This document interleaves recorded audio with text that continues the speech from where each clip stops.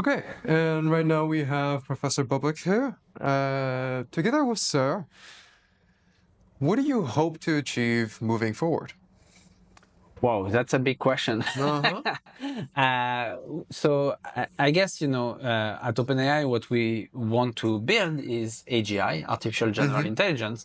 And I think a good question for people to remember is, why is it that we want to build AGI? What is the goal? We build this general intelligence. What are we going to do with it? And this is where OpenAI for science enters the picture. We believe that once we get to AGI, the best thing that we can do with such a new tool is to advance science and to Mm-hmm. accelerate scientific progress. So that's where we're going next.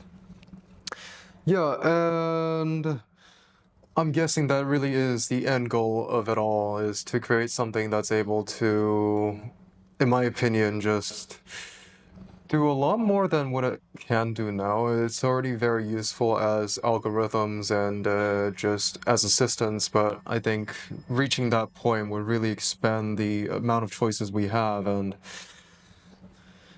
right now, what we have is a more generalized, geared towards everyday use versions of AI. And even then, it's still extremely useful for scientific fields. I remember hearing from some other speakers how having all that extra information actually helps with what it's able to do in terms of science.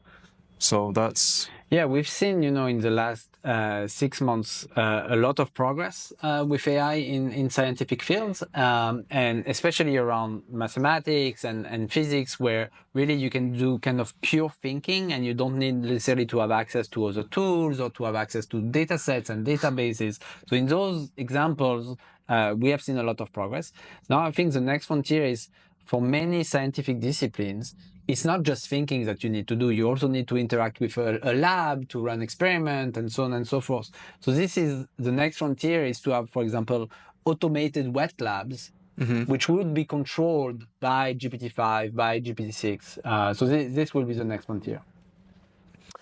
And as of right now, from your perspective, do you think AI is really much more of an advanced tool, or is there parts of it where you could consider a true collaborator? And if not, what would it take for you to consider it a true collaborator? I believe we've crossed that bridge, and I would say that in mathematics it has become now a true collaborator.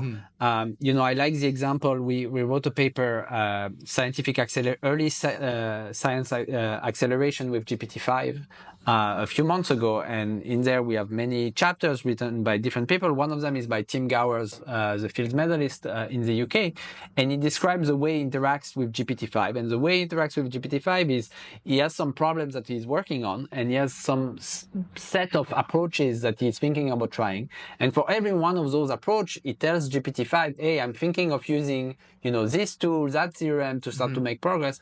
And GPT-5 comes back to him with counterexamples, with reason why this approach cannot work. So this kind of back and forth of, somebody proposes a direction and somebody else, critiques it and refines it. That's exactly what collaboration looks like. Yeah, and I agree, because I did hear from another speaker, again, that the process of collaboration with AI can sometimes fall short, because one of the things with AI is that you don't get as much feedback as you would with a person, because a lot of AIs are focused on reaching the solution. Right, but this is where, I think prompting remains important. So it's really important when you interact with an AI, the AI only has the context that you're going to give it.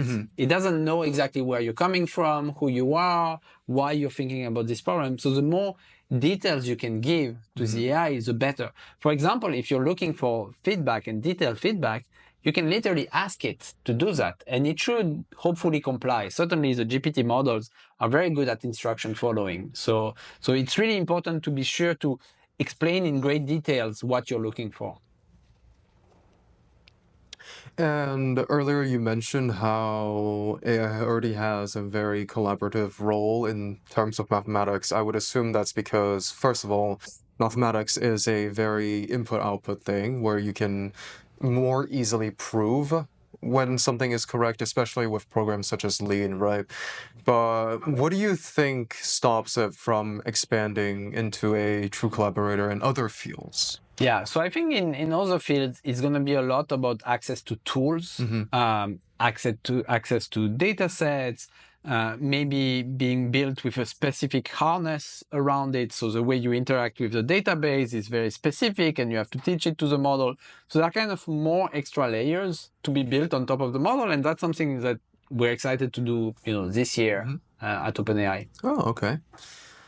And with the implementation of AI more broadly into these research topics or into education, what do you think is a skill people would have to really train themselves in order to use AI properly? Yeah, so I think expertise and deep expertise in a scientific field is more important than ever. So to be able to extract how much usefulness of an AI model as possible, you need to actually understand very precisely what you're doing, if only to be able to describe the situation appropriately. So expertise is just, becoming more important than ever. So in a way, I would say there's not much to change. We just have to keep studying hard and understand things precisely. In fact, I would even add that the worry would be that there is even more of a separation between people who start relying too much on AI without necessarily understanding deeply what's going on, and the people who are really, studying precisely what's happening.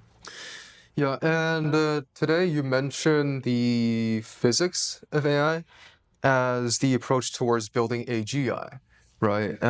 Could you explain to us more about its core ideas?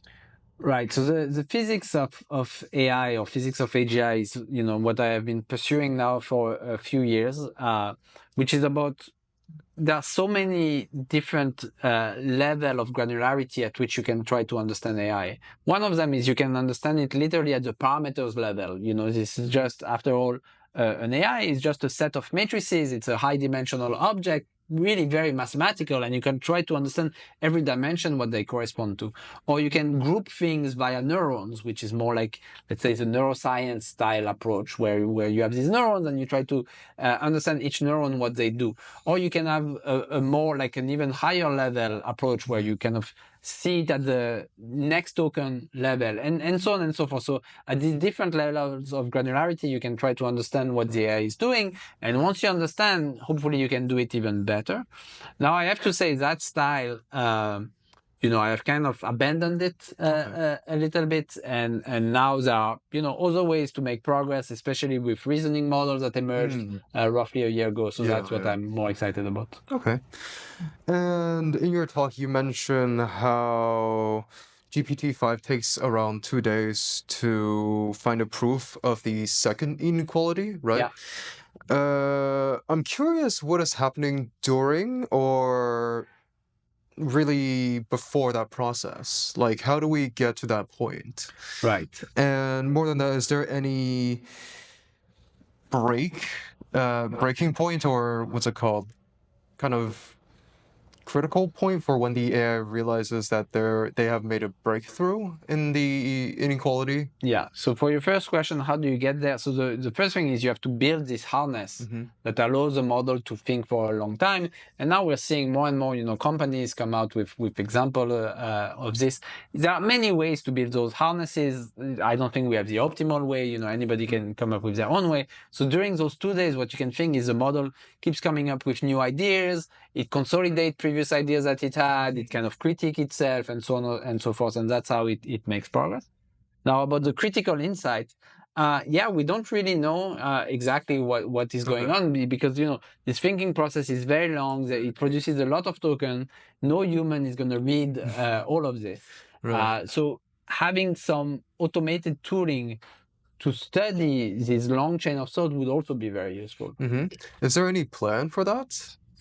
It's one of the many, there are so many directions that you can work on right now in AI. So it's all about making, priorities. And right now, this is not the main thing that I'm focusing on, but I think it's a great direction. Okay. I think that's all we have today. Thank you for coming, and thank you for your talking. Yeah, thank you very much.